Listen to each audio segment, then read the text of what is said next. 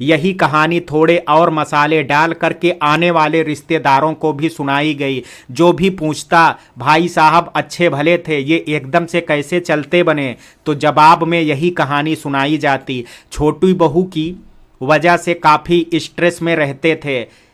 इसने घर का माहौल बहुत ख़राब कर रखा था। एक तो पहले ही हार्ट पेशेंट, उस पर रोज़ रोज़ की इसकी महाभारत, इसी से बीमार पड़े और चलते बने। दुख की इस घड़ी में भी इन स्त्रियों का दिमाग कितने तीव्र गति से चल रहा था।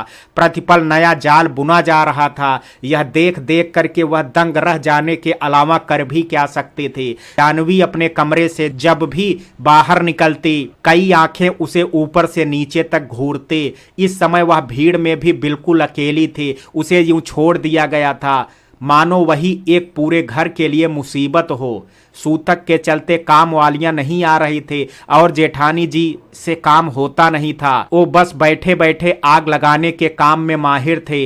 आए हुए लोगों के चाय पानी का इंतजाम, जूठे बर्तन घिसना, बच्चे के टब भर भर करके कपड़े धोना जानवी अकेले ही कर रही थी। हाड़ कपाती सर्दियों में वह दिन भर सिंक में भरे जूठे गिलास धोती। उसे वॉशिंग मशीन चलाने की इजाज़त नहीं थी, सो हाथों से ही बच्चों के कपड़े धोती। गर्म पानी के बड़े बड़े भगोने गैस से उतारते हुए उसके टांके बुरी तरह से खींचते। पर यहाँ कौन बैठा था उसकी परवाह करने वाला।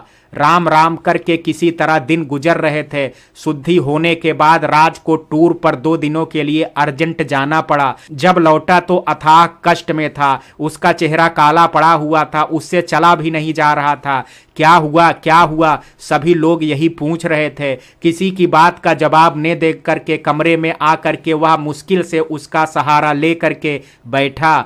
मेरा हाथ नहीं उठ रहा है, मेरे कपड़े उतार दो जानवी। उसने राज की शर्ट और पैंट उतारी तो भय से उसकी आंखें फैल गई। राज का पूरा शरीर भयंकर काला पड़ चुका था। छाती में नीचे की ओर बहुत सूजन थी। उसके बाएं पैर की नसें बुरी तरह से फूली हुई थी और बड़े बड़े काले धब्बे पड़े हुए थे। वह सांस भी नहीं ले पा रहा था, आवाज भी मुश्किल से निकल रही थी। पति की यह दशा देख करके वह कांप गई थी। बच्ची को छोड़ वह राज की सेवा में लग गई। ये क्या हो गया आपको? पता नहीं, कल होटल में अचानक तेज दर्द हुआ और फिर यह हाल हो गया। आप आराम से लेट जाओ। उसने राज को लेटाने की कोशिश की तो दर्द के अतिरेक्त से राज चीख पड़ा। मैं नहीं लेट पाऊंगा, बहुत दर्द है। उसने राज को कुर्ता पहनाया, फिर बेड पर पीछे रजाई गोल करके टिकाई। राज बैठे बैठे ही रजाई पर टिक गया।